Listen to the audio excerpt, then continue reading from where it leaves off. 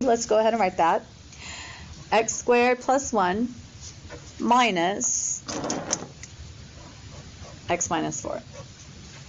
So this is going to be x squared plus 1 minus x plus 4. So it's going to be x squared minus x plus 5. Okay, so don't forget we have to plug in this input. Y'all, put that in parentheses, please. Be very careful, especially when we're substituting in a negative number. So here we go. There's x squared minus x plus 5. And of course, this is going to turn into a positive 1 right here. But look, what does this turn into? Another positive 1. That's why putting it in parentheses is so important. And then don't forget your plus 5. What do you get? What's the answer for that? 7 is what you box in. Good. Look at B. How fun. Look at all this work we have to do. We have to do 3 things. We have to take care of this business. We have to take care of putting a single 4 in something. Then we get to add them together. So much fun. Here we go. So guys, I'm going to multiply f times g first. So remember, f is x squared plus 1 times g is x minus 4. Now listen, you can drop your 5 in on this line of your work if you want to. I'm just going to FOIL and then drop it in my final answer. So I'm not dropping it in yet. I'm going to FOIL this out. This is going to be x to the third minus 4x squared plus an x minus 4. Okay, I do not have any terms that I need to combine, so I am ready to drop this 5 in. There's x to the third minus 4 times x squared plus x minus 4. Do you guys know 5 cubed? Yeah, good job. Let's write 125. And then, oh my stars, you better be careful. Don't distribute the negative 4. What are you going to do first? Yes. So that's not negative 4 times 5. That's negative 4 times what? Very good. What is negative 4 times 25? Yes, negative 100. And then, y'all, I'm just going to go ahead and write plus 1 here. Positive 5 minus 4 is just plus 1. So what happens there? Yeah. What does that turn into? That's right, just a 26. So I'm just going to put a little bubble around that because it's important, but it's not my final answer. I'll need that later. Let's go ahead and go over here. So we're just going to plug a 4 into f of x. So here's x squared plus 1. What does that turn into? Yes, 16 plus 1. Yes, yes, yes. Now don't forget, remember the problem said we need to add them together. So 26 plus 17. What is it? It sure is. Let's box that in. Great job.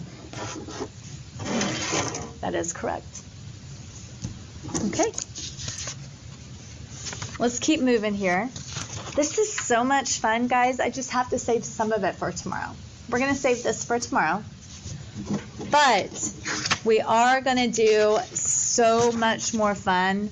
We're going to talk about one more thing. This is a free problem for you guys. I don't know if you remember, but we stopped early on Friday, and that bothered me. I felt so bad. So I'm going to make up for it now. So what we're going to do is we are going to have f of x, and we're going to have g of x. And this is pretty similar to your homework, so make sure you take some really good notes here. If you just want to hop over to page 53 and write in the packet, that's totally cool with me. But y'all don't have it memorized. What is f of g on number 8? X over 4. Okay. What's the other one? 3 over x. Okay, so the instructions say to add, subtract, multiply, and divide. I'm not doing all those with you guys. I'm just going to add, and then I'm going to divide. All right, so let's set up some adding fractions. So x over 4 plus 3 over x. Okay.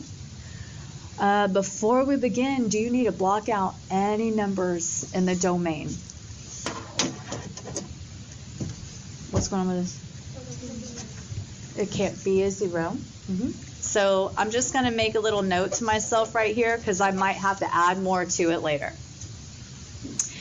And then, do y'all remember how to add fractions? It's so fun. It has to have a common what? Yes. All right, so all we're going to do is take this fraction and multiply it by that denominator, then take this fraction and multiply it by that denominator.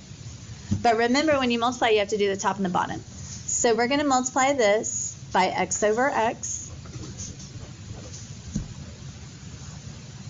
And then what are you going to multiply this one by? Yes, top and bottom. Good job. Okay, multiplying fractions, multiply straight across. So x times x is x squared. X times 4 is 4x. On the other side, we're going to have 12 over 4x. That's right. Now we have common denominators. All we can really do is just stick this on top of one large fraction bar. So x squared plus 12 over that common denominator of 4x. Now look, do I need to adjust what I already blocked out from my restrictions? I don't need to change anything. Good. So let's go ahead and write our domain. Remember, we're going to block out 0. So negative x to 0, and then pick it back up from 0 to positive infinity. And just a little reminder, can you guys tell me why I can't simplify this 12 over 4? It's connected to x squared. Good. Works for me. Let's box it in.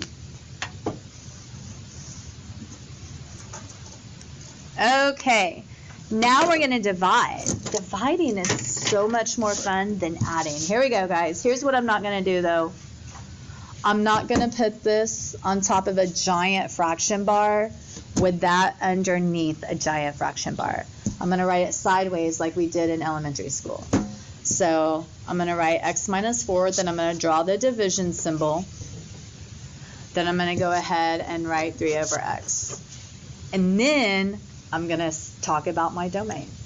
Is there anything you need to block out? You got to block this x out. You have to adjust your domain, guys, from the beginning through the middle to the end. Y'all remember how to do this? Remember, we don't really divide. What do we do? Cross multiplies when you have an equal sign.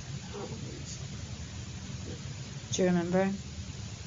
Some of your junior high teachers called it KFC.